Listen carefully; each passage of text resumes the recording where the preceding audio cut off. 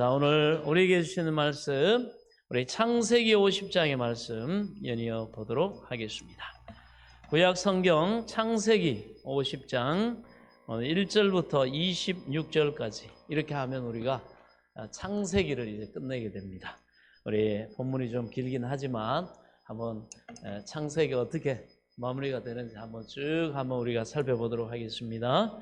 1절입니다. 요셉이 그의 아버지 얼굴에 굽으려 울며 입 맞추고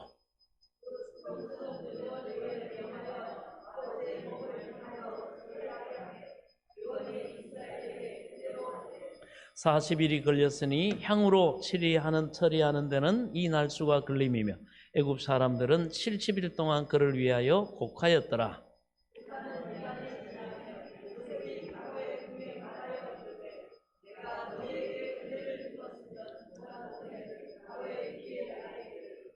우리 아버지가 나로 맹세하게 하여 이르되 내가 죽거든 가나안 땅에 내가 파놓은 묘실에 나를 장사하라 하였나니 나로 올라가서 아버지를 장사하게 하소서. 내가 다시 오리다 하라 하였더니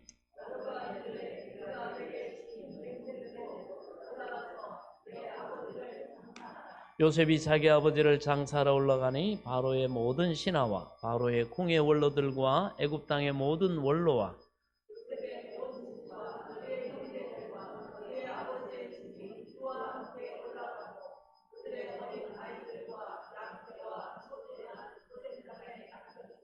병거와 기병이 요셉을 따라 올라가니 그 때가 심히 컸더라.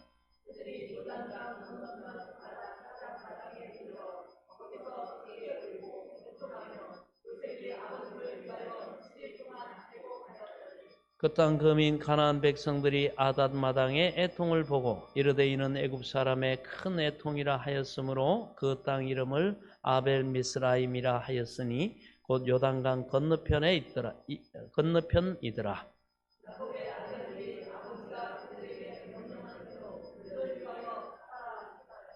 그를 가나안 땅으로 메어다가 마므레 앞 막벨라 밭 굴에 장사하였으니 이는 아브라함이 헷 족속 에브론에게 밭과 함께 사서 매장지를 삼은 곳이더라.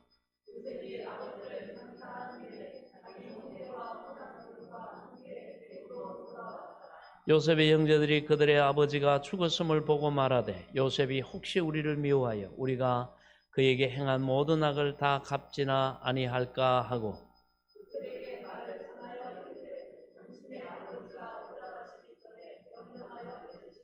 너희는 이같이 요셉에게 이르라. 내 형들이 내게 악을 행하였을지라도 이제 바라건대 그들의 허물과 죄를 용서하라 하셨나니 당신 아버지의 하나님의 종들인 우리 죄를 이제 용서하소서 하며 요셉이 그들이 그에게 하는 말을 들을 때 울었더라.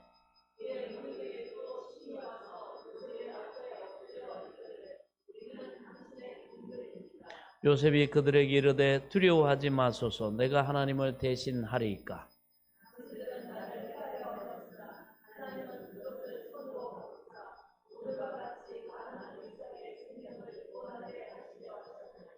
당신들은 두려워하지 마소서. 내가 당신들과 당신들의 자녀를 기르리이다 하고 그들을 간곡한 말로 위로하였더라.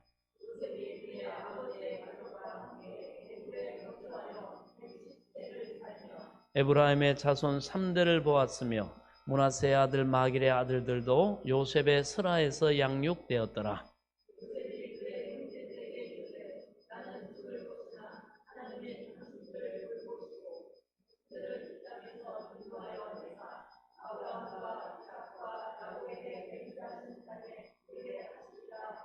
요셉이 또 이스라엘 자손에게 맹세시켜 이르기를 하나님이 반드시 당신들을 돌보시리니 당신들은 여기서 내 해골을 메고 올라가겠다 하라 하였더라.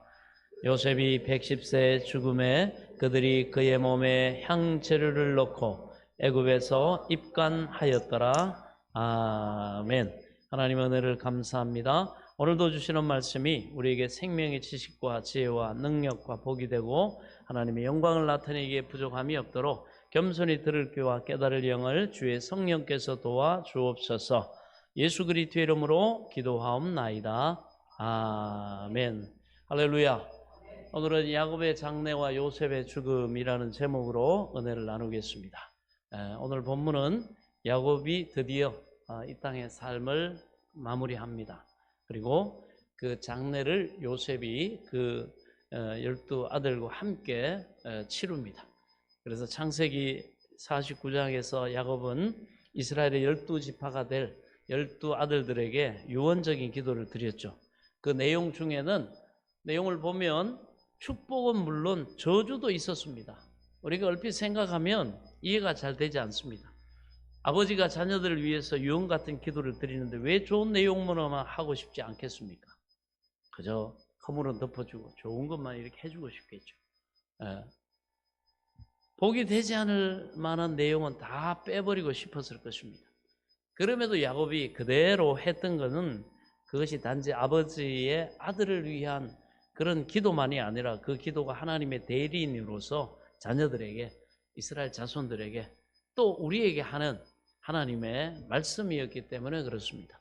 하나님 우리를 복되게 하시되 공의대로 하나님은 그렇게 복을 주십니다. 오늘 1절에 보면 요셉이 그의 아버지 얼굴에 곱으려 울며 입맞추고, 자, 요셉은 이 아버지 야곱이 마지막 숨을 내쉬면서 돌아가신 것을 확인을 합니다. 그리고는 아버지 얼굴에 엎드려서 눈물을 쏟습니다. 일반적으로 보면 야곱의 죽음은 굉장히 호상 중에도 호상입니다. 야곱은 할아버지나 아버지에 비해 적게 살았지만 그러나 아들 요셉에 비해서는 37년이나 더 살았습니다. 그래서 요셉은 110세를 살았지만 야곱은 147세나 살았죠. 그가 표현한 대로 그의 인생은 험악한 세월이었지만 그 결과는 너무나 아름다웠습니다. 하나님이 아름답게 하셨습니다. 저와 여러분의 남은 삶이 그러하기를 축원합니다. 22년 동안 죽은 줄로 알았던 아들 요셉이 살아있었고 더구나 당시 최강대국 중 하나인 애굽의 총리가 되었습니다. 그건 단지 아들이 높은 자리에 올랐다는 의미가 아니라 총리 아들을 만남에 따라서 그 긴 기근의 세월을 이길 수 있었고 수백 년 후에 있게 될 출애굽의 새 역사, 하나님이 자기 자손들을 통해 크게 복 주실 그 역사를 시작할 수 있게 되었습니다. 무엇보다도 야곱은 그 평생을 통해 하나님에 대해서 깊이 알게 됐습니다.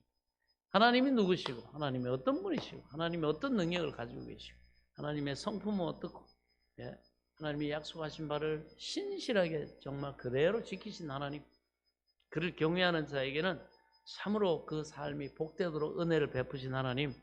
그래서 이 12아들을 축복하면서 요셉에게 내 아버지의 축복이 내 선조 아브라함의 축복보다 더 낫다, 이렇게 자신 있게 자녀들을 위해서 기도를 해준 거예요. 왜?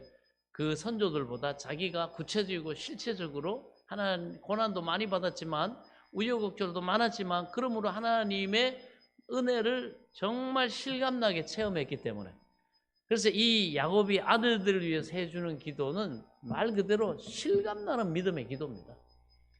이 야곱은 너무너무 믿어지는 기도인 거예요. 그래서 더 낫다 이렇게 말합니다. 그것은 그가 더 나은 삶을 살았다는 의미가 아니라 자신이 부족하고 형편이 없고 간교하고 그럼에도 불구하고 자신에게만 하나님의 은총이 더욱 컸다. 자기는 약점도 많았는데 하나님이 은혜를 풍성하게 부으셔가지고 그 약점은 다 기억되지 않고 묻혀지고 오히려 하나님이 풍성하게 자기에게 복을 주셨다. 이 은총이 컸다는 것을 말하고 있습니다. 그러나 이 부모님이 아무리 연세가 높아서 세상을 떠난다 할지라도 떠나보내는 자식에게는 이제 나에게 뿌리와 같았던 아버지, 그런 어머니가 계시지 않는다라는 상실감이 찾아오기 때문에 마음이 힘들죠. 그래서 요셉은 하염없이 눈물을 흘렸던 것입니다. 그러나 요셉은 우는 것으로 끝나지 않았습니다. 그래서 그리스도인과 예수를 믿지 않는 불신자의 궁극적인 차이 중 하나는 죽음을 받아들이는 태도입니다. 그 사람이 부모의 죽음 앞에서, 자기의 죽음 앞에서 어떤 그런 모습으로 그걸 맞이하는가, 받아들이는가, 이걸 보면 그 사람이 보입니다. 그 사람의 신앙이 보이고 그 사람의 미래가 보인다는 거예요. 예. 그래서 불신자에게 있어 예수 믿지 않는 불신자의 죽음은 모든 것의 끝이지만 예수 믿고 하나님 자녀되고 구원받은 천국을 약속받은 그리스도인에게는 새로운 세계의 시작입니다.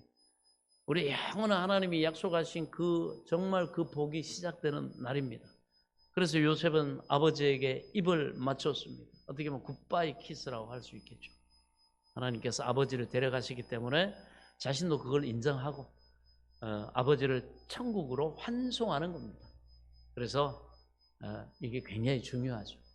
저도 성도들이 이렇게 돌아가시고 이렇게 장례를 치를 때 제가 그 타이틀을 항상 누구누구 성도 누구누구 집사 천국 환송 예배.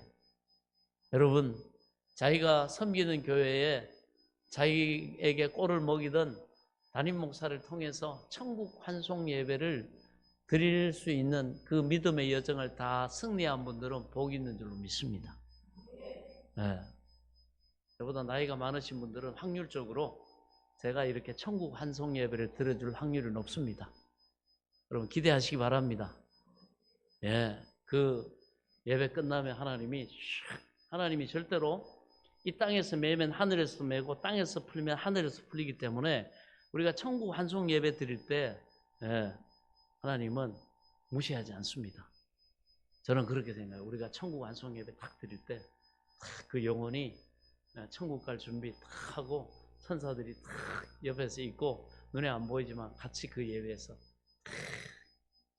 제가 굉장히 그래서 천국 환송 예배 사람들은 장례 예배 드리면 막 슬프고 그런데요. 저는 소망이 막 넘치고 얼마나 기쁜지 몰라요, 사실. 기뻐요. 그래가지고 누구누구 성도님 그동안 참 우리 같이 잘 달려왔다고 승리하셨다고 축하드린다고 영원한 천국에서 뵙자고 그리고 그동안 부족한 종을 도와서 이렇게 끝까지 교회를 섬기고 이렇게 해줘서 너무너무 감사하다고 내 목회 여정에 너무너무 힘이 됐다고 여러분 그런 천국 환송 예배 드릴 수 있기를 축원합니다. 끝까지 나의 달려갈 길을 다 가고 믿음을 지키고 우리가 사명을 지키고 그렇게 하면 주곧 의로우신 재판장이 그날에 내게 상 주실 것이다. 아멘. 의의 면류관이 나를 위해 예비되었으리라. 그러니 얼마나 여러분 기쁘고 즐겁고 탁 천사들 탁 대동해가지고 그 천국 환송 예배 탁 본인이 참여하고 있다고 생각해 보세요, 여러분. 얼마나 아마 보이면서 그 예배 드리는 분들보다 보이지 않는 분이 더 감격하고 이 땅에서 마지막 예배 딱 드리고 하나님이 데려가실 줄로 믿습니다. 아멘. 그래서 우리가 누구의 죽음을 보게 되더라도 울다 하고 입맞추다를 잘해야 됩니다. 우리는 아버지 애쓰셨어요. 아버지 승리하셨습니다. 아버지 끝까지 믿음으로 승리하시고 천국 들어가게 돼서 이 아들로서 너무너무 흐뭇하고 너무너무 감사하고 꼭 예수 안에서 저도 뵐 겁니다. 아들아, 내가 부족하지만 주님의 은혜로 여기까지 다 달려왔다. 나는 이제 들어간다. 그러나 너도 끝까지 겸손히 믿음 잘 지키고 이 달려갈 길 다 달려가라. 그리고 하나님을 기쁘시게 하는 맡긴 사명 잘 감당하고 우리 예수 안에서 우리 다시 보자꾸나. 아멘. 저는 그 영적으로 이루어진다고 봐요. 잘해야 됩니다. 자, 2절 3절 보면 그 수종도는 의원에게 명하여 아버지의 몸을 향으로 처리하매 요셉은 자신의 아버지의 시신을 미라로 만들겠어요. 고대 이집트 사람들은 시신을 미라로 만들곤 했습니다. 그 이유는 그 이집트 사람들의 그 종교 안에 있어가지고 내색 안에 먼 미래 그 생명이 본래 몸으로 돌아온다고 생각했기 때문입니다. 그러나 그 비용이 만만치 않았기 때문에 아주 부유한 사람만 할 수 있었어요. 당시 이 애굽의 바로 왕이 세상을 떠나게 되면 그를 위해서 72일 동안 애국하는 기간을 가졌습니다. 그런데 이 야곱을 위해서는 70일 동안 애국을 했어요.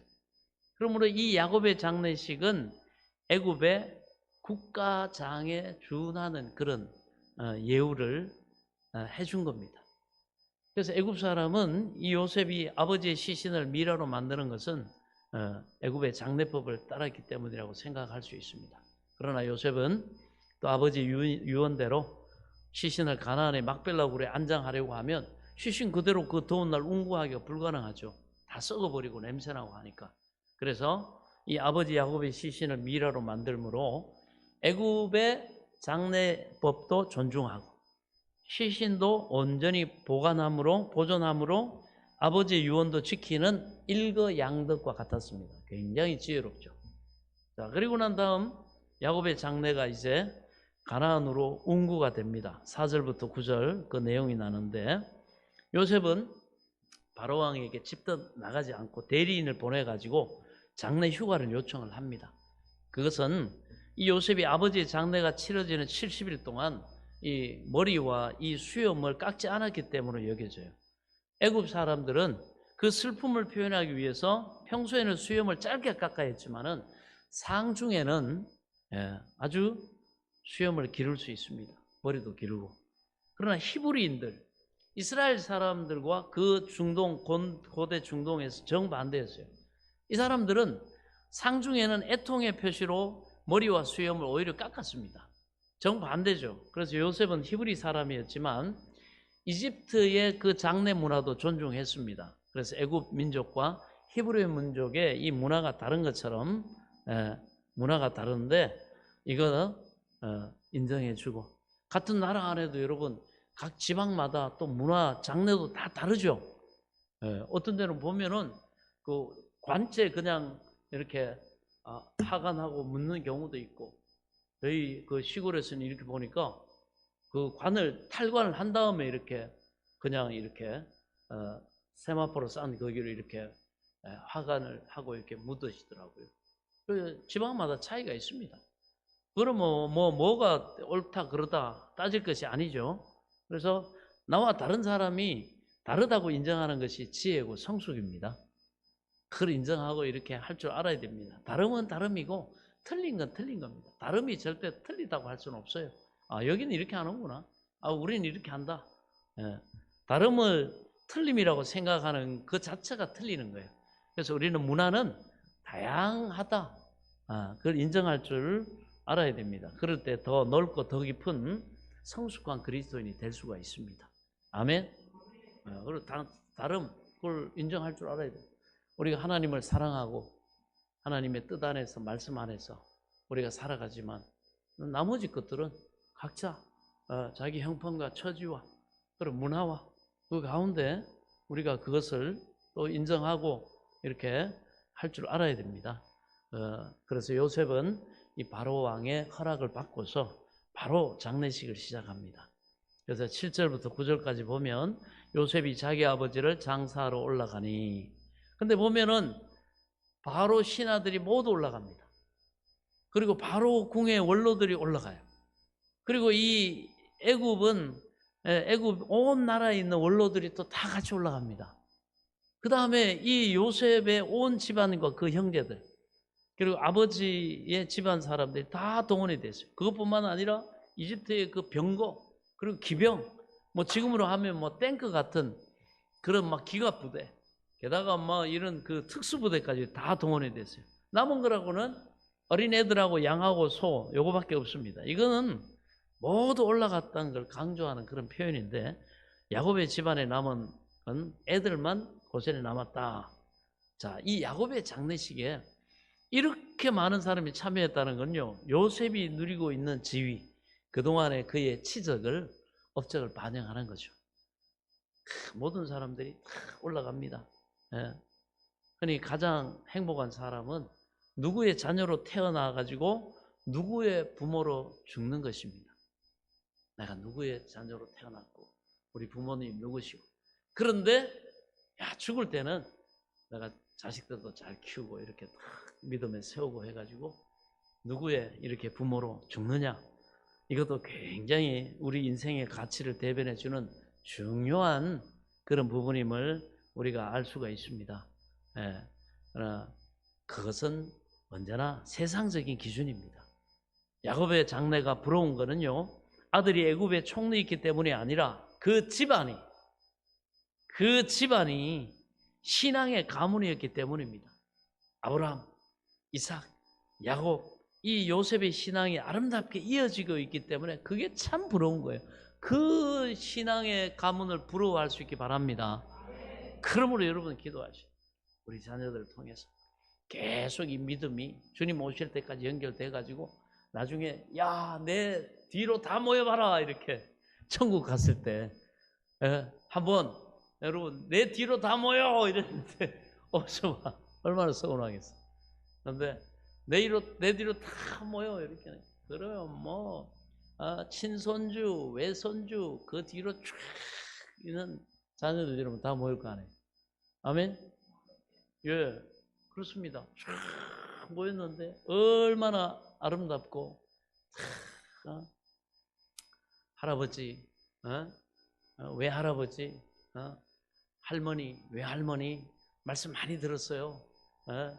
엄마가 아빠가 이렇게 신앙생활 하셨다고 그래가지고 우리도 이렇게 예수 믿게 됐다고 이런 애들이 막 그냥 있으면 얼마나 여러분 그 하나님 앞에 영광이겠습니까? 여러분 밑으로 많이 있기를 축원합니다. 천국 갔을 때 여러분의 신앙을 물려받은 밑으로 와 그냥 쫙 그냥 네. 그렇습니다. 자, 그리고 막벨라 굴에 드디어 안장을 합니다. 10절부터 보면 그들이 요단강 건너편 아닥 타작 마당에 이르니 거기서 크게 울고 애통하며 요셉이 아버지를 위하여 7일 동안 곡하였더니, 자, 이 요셉은 아버지 장례를 애굽에서도 치르고 그 다음에 가나안에서는 가나안식으로 다시 치른 겁니다. 그래서 그 장례식에서 요셉과 가족들이 심하게 애통하는 것을 보고 아답 지방 사람들이 아벨 미스라임 그래가지고 애굽인의 통곡이다, 큰 슬픔이다 이렇게 이름을 지었습니다. 그런데 이 야곱의 장례식에 우리가 볼 때 의아한 거는요, 요셉은 고센에서 막벨라 굴이라고 하는 그 헤브론까지 최단거리가 어디냐 하면 그 지중해라고 하는 그 길이 있어요. 지중해 해변길로 이렇게 가면 빨라요. 근데 그 길을 택하지 않고 시내 반도로 이렇게 해가지고 가로질러 가지고 가데스 바네아라고 하는 데를 거치고 그리고 사해를 돌아가지고 올라갑니다. 왜 그렇게 먼 길을 돌아갔는지 성경은 지금 여기에선 설명을 하질 않아요. 근데 나중에 보면 다 이유가 있어요. 우리가 좀 돌아가는 것 같고 좀 더딘 것 같고 이렇게 보면 지금은 우리가 하나님이 다 말씀해 주지 않아요. 나중에 보면 하나님이 더 큰 뜻과 계획을 이루시고 우리를 복되게 하시기 위해서 하나님께서 참 그렇게 하신 걸 볼 수가 있어요. 결과를 통해서. 그래서 우리는 지금 시원하게 뭔가가 이렇게 설명되지 않고 납득이 되지 않아도 어떻게 합니까? 믿으시기 바랍니다. 하나님은 합력의 선을 이루신 하나님을 믿으시기 바랍니다. 저도 여기 오기 전에 참 그런 일을 막 경험해 봤어요. 저희가 막 그때 어디에 뭐 경매도 참여해가 건물 하나를 이렇게 매입하고 이렇게 하려고 했는데 그렇게 기도하게 해가지고 탁 집어넣었는데 거기에서 딱 다른 분이 그냥 저보다 가격을 적게 써가지고 그냥 탁 대고 그때 그냥 하늘이 칵 하마들 앞이 그래가지고 억지로 이제 믿음을 끌어올려가지고 잠시 멍하니 있다가 고백했어요. 하나님 귀에 들리도록.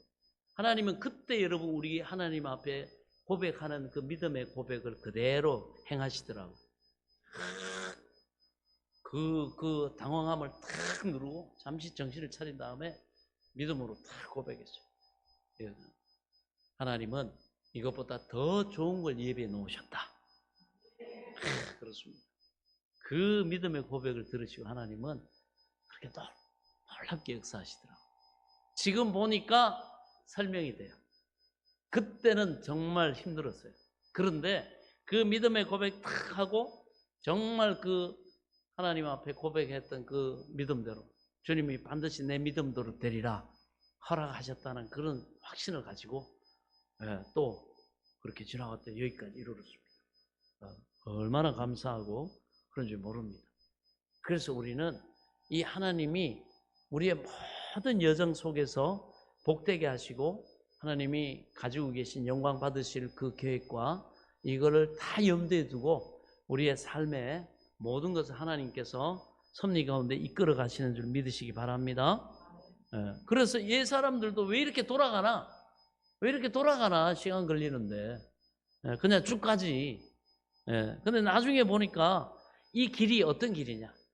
나중에 430년 후에 이스라엘 자손이 하나님의 은혜로 말미암아 모세를 통해 약속의 땅, 젖과 꿀이 흐르는 축복의 땅 가나안으로 이렇게 들어갈 때 바로 그 길이 이 길과 비슷합니다. 그게 하나님의 섭리였던 거예요. 그래서 하나님께서 중요하게 이 코스를 여기시고 미리 선대가 한번 걸어보게 하신 거예요. 그러니까 자손들도 이 길을 가면서 나중에 우리 조상들이 걸어갔던 길이다. 그들이 그렇게 돌아간 길이 나중에 출애굽의 길과 거의 일치합니다. 하나님께서는 400여 년 후에 있게 될 출애굽의 길을 미리 보여주신 것과 같습니다. 그 주님은 그렇게 말해요. 따르고 믿고 나갈 때 반드시 여러분 이유가 있습니다. 너희가 작은 것에 충성하였습니다. 또 내가 너에게 많은 것을 맡길 것이다. 주님도 작은 것에 그러므로 우리는 소홀히 해서는 안 됩니다. 지금을 소홀히 하면 안 됩니다. 지금 살아가는 삶의 현장에 일어나는 모든 일에 대해서 여러분 믿음으로 대처하시고 소망으로 품으시고 하나님의 사랑을 신뢰함으로 여러분 좋은 거 주신 하나님을 고백할 수 있기 바랍니다. 그러면 그게 주인공이 내가 돼요.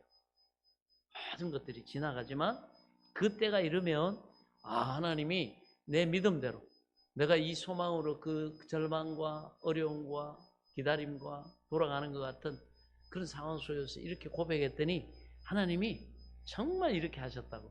할렐루야. 여러분들이 선명하게 기억됩니다. 왜 그렇습니까? 그때가 돌아갈 때가 참 힘들고 굉장히 괴롭고 굉장히 답답하고 정말 절망적일 수 있어요. 그럼에도 불구하고 믿음은 그때 사용하는 겁니다. 아멘. 그때 고백하는 하나님 귀에 들려드린 것을 하나님이 가장 기쁘게 받으시고 반드시 하나님은 네 믿음대로 되라. 할 수 있거든요. 무슨 말이냐? 믿는 자에게 능치 못할 일이 없느니라. 내가 너를 통해 영광 받을 그 계획에 부족함이 없다. 할렐루야. 너희가 믿으면 하나님의 영광을 본다고 하지 않느냐. 여러분 이와 같은 믿음의 승리가 있기를 축원합니다. 그렇습니다. 그래서 그대로 하나님 보여주신 겁니다. 오늘 우리 모두도 동일하게 이렇게 고백할 때가 있습니다. 하나님께서 우리에게 어떤 일을 맡기실 때 그 일을 감당할 수 있도록 다양한 방법으로 우리를 훈련하신 후에 일을 맡기셨다는 것을 우리가 깨닫곤 하게 된다는 사실입니다. 자, 그리고 12절부터 14절에 보면 야곱의 아들들이 아버지가 그에게 명령한 대로 그를 위해 따라 행하여. 자, 야곱은 요셉에게 그리고 12 아들에게 아주 간곡하게 그리고 아주 강하게 자신을 애굽에 장사하지 말고 헤브론에 있는 막벨라 굴에 매장하기로 유언을 남겼습니다. 그것은 단지 그냥 가족묘에 묻히고 싶은 것 때문이 아니었어요. 그것이 하나님께서 바로 조상들 때부터 주신 약속의 땅이었기 때문에 그렇습니다. 또한 그것은 그의 자손도 언젠가는 그곳으로 돌아가야 한다는 의미였기 때문입니다. 그것이 하나님의 뜻입니다. 이처럼 야곱의 인생은 바로 파란만장한 그런 인생이었습니다. 그러나 그의 147년의 인생을 통해서 자기의 야망과 자신의 욕망을 바라보는 삶에서 이제 눈을 들어가지고 하나님이 그 가운데서 이제 하나님과 하나님의 약속을 바라보게 하셨습니다. 하나님이 우리를 연단하시고 때로는 고난과 시련 속에서 하나님께서 우리의 마음을 연단하시고 이렇게 하시는 이유는 뭡니까? 바로 자기의 어떤 야망과 욕심에만 점철되어 있는 시선이 가 있는 이 땅에만 가 있는 삶에서 어떻게 합니까? 영원한 하나님이 주실 그러한 복과 그리고 하나님이 정말 가장 좋게 여기시는 가장 큰 복인 영생의 복, 천국의 복, 하나님은 그것으로 우리가 눈을 돌릴 수 있도록 그것을 향할 수 있도록 하나님이 그렇게 역사하신다는 사실을 믿으시기 바랍니다. 또한 자신이 자신의 인생을 움켜쥐는 삶에서 내 계획, 내 뜻, 내 욕망, 내 머리, 내 능력 이것만 가지고 자기의 인생을 움켜쥐는 삶에서 이제는 하나님께 맡기고 자기 인생이 만물보다 크신 하나님의 손에 지어져 있음을 확인하게 되고 그리고 그걸 기반으로 해서 남은 삶을 하나님이 주신 은혜와 구원과 복을 누리도록 하시기 위해서 그렇게 하나님께서 역사하신다는 사실을 믿으시기 바랍니다. 야곱은 그걸 확인했어요. 자기가 그렇게 자기 인생 부여잡고 머리 쓰면서 막 그렇게 했을 때는 이거 뭐 됐다가도 날아가고 이거 뭐 다 날릴 판이고 늘 불안하고 염려 근심에 밤잠을 설치면서 그렇게 살았는데 이제 하나님께 자기 삶을 맡기고 인정하고 받아들이고 그 하나님의 뜻을 따라가니까 참으로 하나님께서 모든 것들을 복되게 하시고 형통하게 하시고 풍성하게 하시더라. 아멘. 예, 그것을 이 사람은 확인한 겁니다. 그러니까 그 12지파를 축복하면서 그렇게 철저하게 하나님 뜻 가운데 그들에게 야, 내가 경험한 하나님은 이런 하나님이기 때문에 너희도 하나님 잘 섬기고 잘 믿고 나처럼 교만은 떨지 말고 겸손하게 하나님 앞에 굴복하고 하나님의 뜻에 순종하며 살아가면 하나님은 모든 것들을 너희 삶을 통해 영광 받으실 그 길로 인도하시고 너희의 마음에 소원하는 바를 하나님이 이루어 주시고 너희 삶에 이런 은혜를 베풀어 주신다. 할렐루야. 그걸 전하고 있는 거죠. 그래서 그런 믿음의 족장이 될 수 있었고요. 만물보다 크신 하나님의 손이 우리와 또한 함께하고 있음을 믿으시기 바랍니다. 여러분들도 이번 한 주간 살아가시면서 하나님을 향해 눈을 들고 하나님 손 아래서 손 안에서 살아갈 수 있기를 바랍니다. 자, 그 다음에 이 야곱의 죽음 이후에 재차 용서를 형들이 이제 구하죠. 자기들이 믿던 방패막이라고 생각했던 아버지가 돌아가시고 나니까 이 요셉이 말이죠. 자기들을 이렇게 다시 복수하지 않을까 이런 오해를 합니다. 15절에 보면 요셉의 형제들이 그들의 아버지가 죽었음을 보고 말하되 요셉이 혹시 우리를 미워하여 우리가 그의 행한 모든 악을 다 갚지 아니할까 하고 참 이렇게 보면 사람은 하나님의 은혜로 큰 회개를 해도 한순간에 완벽한 믿음의 사람으로 변하지는 않습니다. 형들은 하나님의 은혜로 회개하고 자기들의 그 인생을 되돌아보는 기회를 가졌지만 하나님에 대한 확신 그리고 신앙의 성숙도가 아직 부족합니다. 그래서 요셉을 오해하죠. 사람은 자기 수준에서 상대를 보거든요. 그래서 우리가 수준이 높아지고 성숙해야 여러분 넓게 인생을 볼 수 있고 사람을 볼 줄도 알고 이렇게 합니다. 그렇지 않고 자기보다 수준이 영적으로나 성숙도가 인격으로나 이렇게 지혜나 성숙한 사람을 여러분 이렇게 오해를 합니다. 저 사람도 나 같겠지. 저 사람도 이럴 거야 아마. 그게 바로 형들이에요. 그래서 우리가 신앙적으로 이렇게 믿음이 자라고 이렇게 성숙되지 않으면 이렇게 많은 오해가 생깁니다. 왜? 전부 지 같다고 생각하거든. 자기 같다고. 그건 오해입니다. 형들이 바로 그런 모습입니다. 그래서 요셉이 야곱에게 대한 존경의 마음으로 형들에 대한 복수를 자제하고 있는 걸로 생각하는 거예요. 그러나 요셉은 그렇지 않죠. 하나님의 섭리와 뜻 가운데 자기가 형들에 의해서 팔렸지만 그건 하나님의 뜻이고 섭리였다는 거예요. 이 자기 가족들과 또 자기 자손들을 하나님께서 구원하시고 또 젖과 꿀이 흐르는 땅에 그런 큰 민족으로 하나님께서 부흥시키려고 하는 그 하나님의 계획을 요셉은 어떻게 합니까? 알게 된 거죠. 그런데 형들은 단순히 아버지가 요셉이 그 당한 거 형들한테 복수하면 아버지가 마음 상해하실까 봐 아버지 돌아가시기 전까지는 참았다가 이제 돌아가셨으니까 우리 방패막이 거쳤단 말이지. 그게 자기들 수준입니다.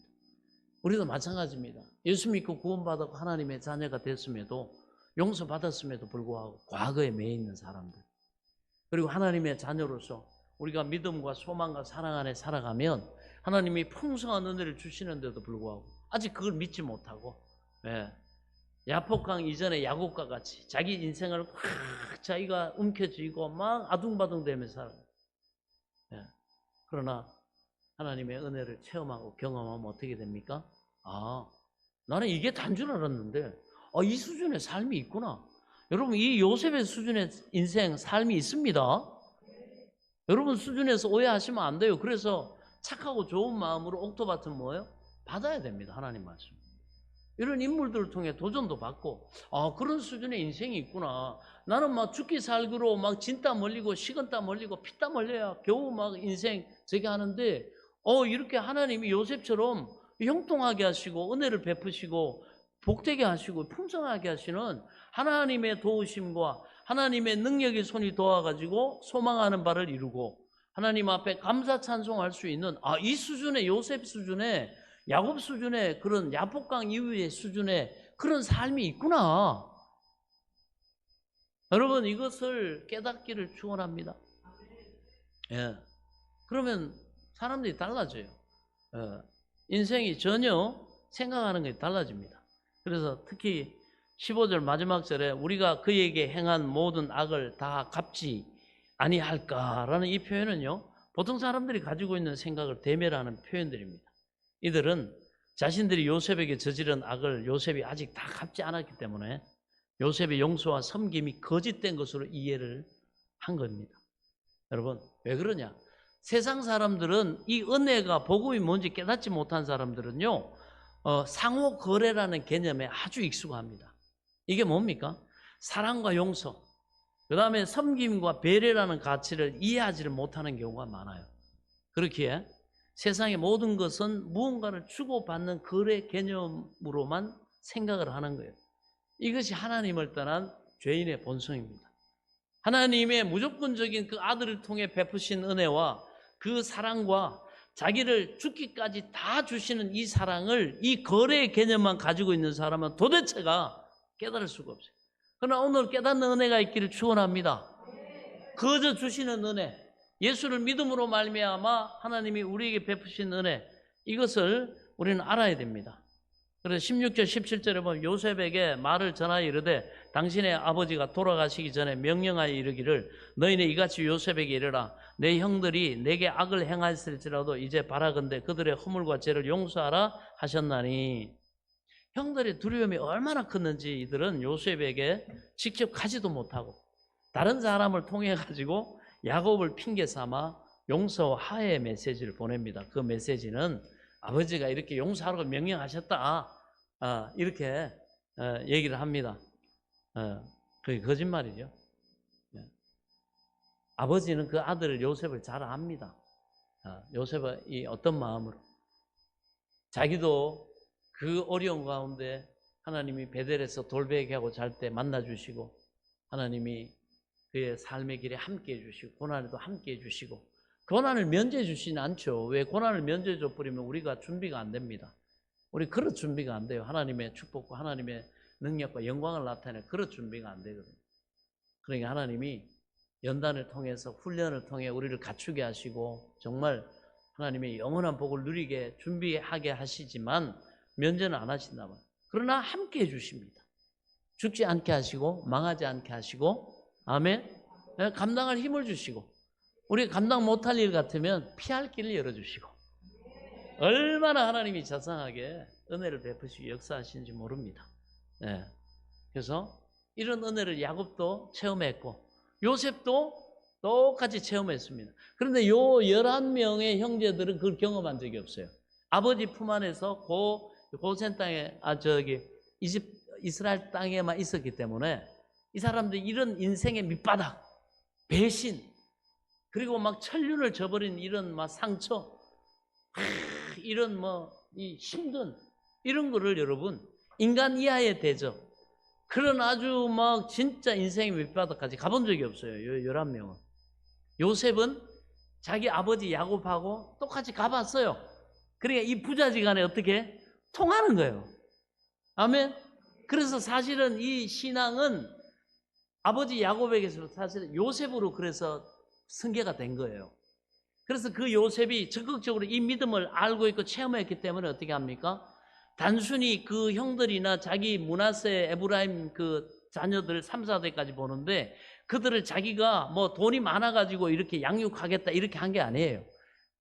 자기처럼 하나님에 대해서 믿음에 대해서 하나님의 약속에 대해서 확신을 가지고 체험을 가지고 가르치고 물려줄 사람이 없는 거예요. 그래서 그 믿음의 후대를 누가 양육합니까? 요셉이.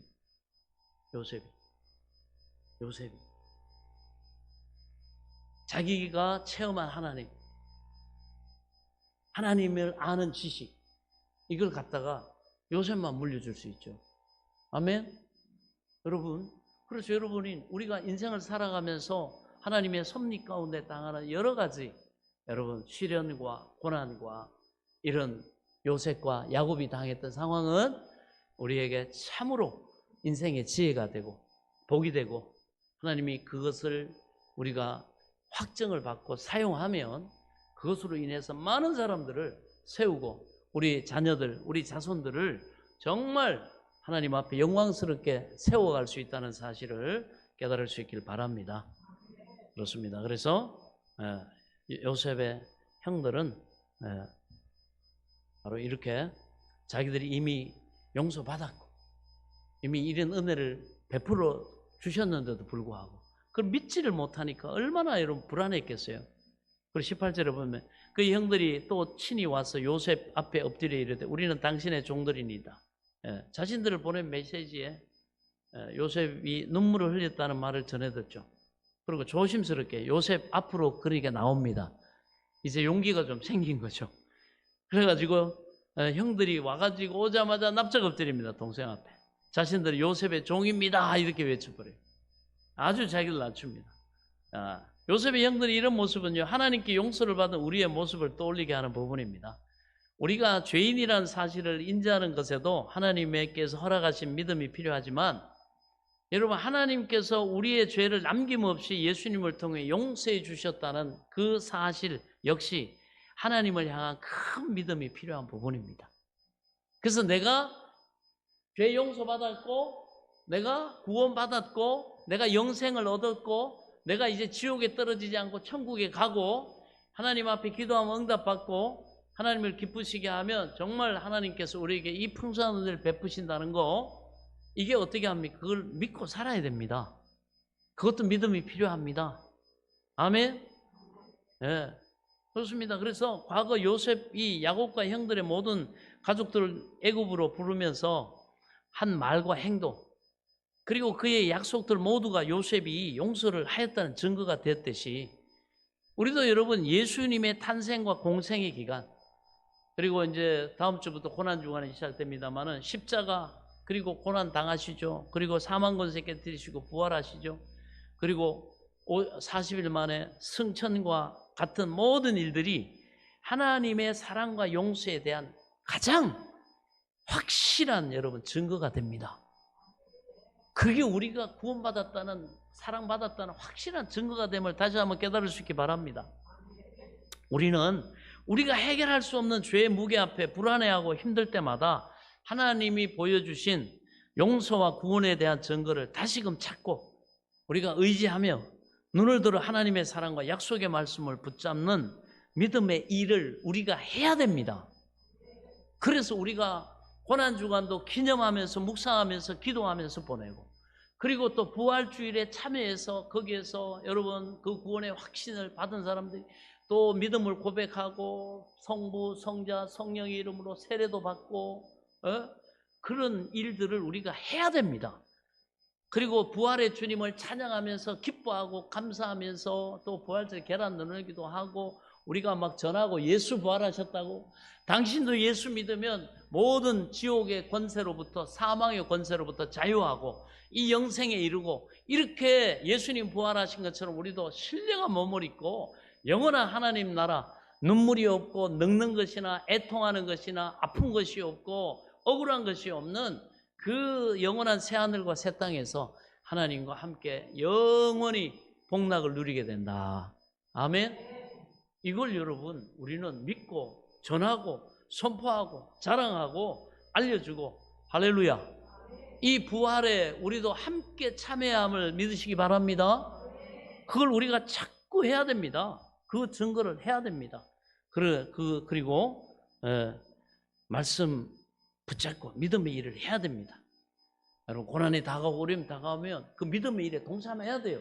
하나님 합력의 선을 이루어주시고 하나님 더 좋은 포도주의 은혜로 예비하시고 하면서 막 여러분 기도하세요. 아멘. 그 일 가운데 믿음으로 참여해야 됩니다. 그건 우리가 해야 돼요. 이에 대해 로마서 5장 8절은 다음과 같이 증거합니다. 우리가 아직 죄인 되었을 때 그리스도께서 우리를 위하여 죽으심으로 하나님께서 우리에 대한 자기의 사랑을 확정하셨느니라. 우리를 죄를 용서하신 하나님의 사랑에 대해 우리는 다양한 의심과 질문들이 생길 수 있습니다. 이것은 앞에서 설명한 세상적인 거래와 다른 계산법입니다. 그렇기에 사람들은 요셉의 용서가 또 하나님의 용서가 이해되지 않는 거예요. 누군가 총리인 요셉에게 와가지고 다음 같은 질문을 했을 수도 있죠. 아니 요셉 총리님, 아니 저 사람들 왜 용서해 주십니까? 용서해 주도 알지도 못하고 배은망덕하고 그래도 과거 잘못을 조금은 갚아줘야 되지 않습니까? 어떻게 억울하게 그냥 혼자 당하고 계십니까? 이런 주변의 질문 속에서도 요셉이 괜찮다 이렇게 선언하면 더 이상 이 용서에 대해서 이야기할 사람은 없습니다.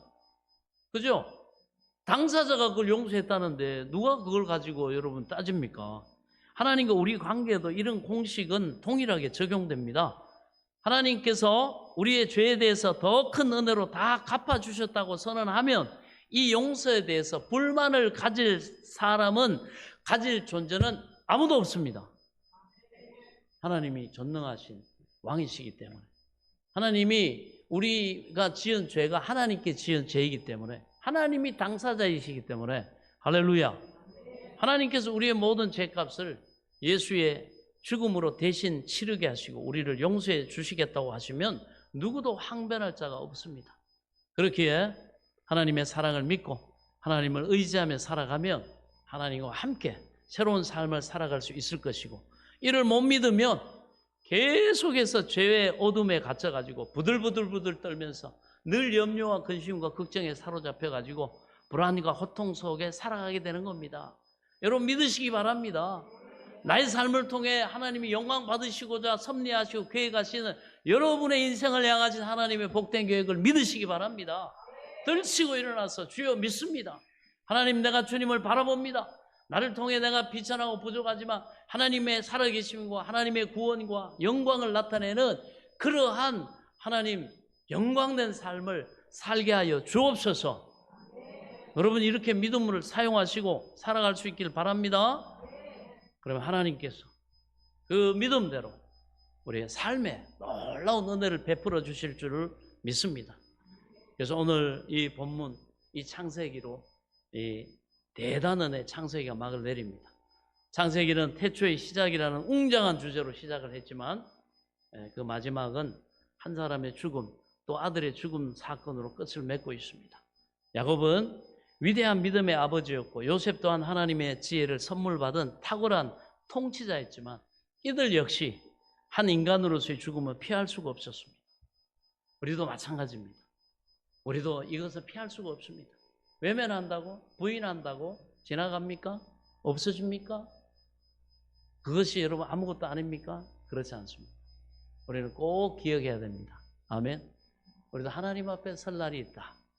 요셉은 그래서 창세기 50장에서 우리는 야곱과 요셉의 훌륭한 신앙과 그들의 생애를 축복하신 하나님의 은혜를 살펴볼 수가 있었습니다. 그래서 요셉은 22년이란 긴 세월을 헤어져 살아야 했던 아버지를 극적으로 다시 만나서 가족의 재회의 기쁨을 맛보며 함께 살았습니다. 그러나 얼마 되지 않아 그 아버지를 잃게 되었고, 요셉은 아버지가 돌아가시자 눈물을 흘리면서 그 얼굴에 입맞추며 이별의 안타까움을 가지고 있습니다. 그러나 그 모든 것들이 하나님 안에서 참으로 복되고 참으로 가치 있고 의미 있는 그런 죽음으로 후세대들에게 정말 하나님 안에서 믿음으로 그들이 살아야 될 것에 대한 그러한 가치, 그리고 그 메시지를 그들은 훌륭하게 남겨주고 떠납니다. 우리가 창세기 50장 한 번 더 우리가 그 고난주간 부활절을 지나고 난 다음에 마무리하면서 한 번 더 살펴볼 텐데요. 여러분, 우리의 인생도 야곱의 인생이나 요셉의 인생이나 매 한 가지입니다. 그럼 우리에게 주어진 남은 그러한 삶을 여러분 구원의 은혜를 누리면서 요셉과 같은 수준의 인생을 사시겠습니까? 아니면 하나님의 자녀가 됐다고도 하는데, 하나님이 용서하셨다고도 하는데, 하나님이 너를 통해 영광 받으시고자 그렇게 너를 택하셨다고도 하는데 믿지를 못해가지고 늘 염려와 근심과 걱정과 그 두려움에 사로잡혀 있는 야곱의 11아들과 같이 사시겠습니까? 요셉과 같은 은혜가, 선택이 우리 모두에게 있기를 간절히 축원합니다. 기도. 지금은 우리 주 예수 그리스도의 은혜와 하나님 아버지의 지극하신 사랑과 성령님의 감동 감화교통 내조 충만하신 은혜의 역사가 나를 구원하신 그 하나님 앞에 기쁨과 감사로 경배하며 예배드리 사랑하는 성도들 머리머리 외워 이들의 가정과 자녀들과 일터와 앞날이 한 주간의 모든 삶 가운데 이제로부터 영원토록 함께 계실지어다. 아멘.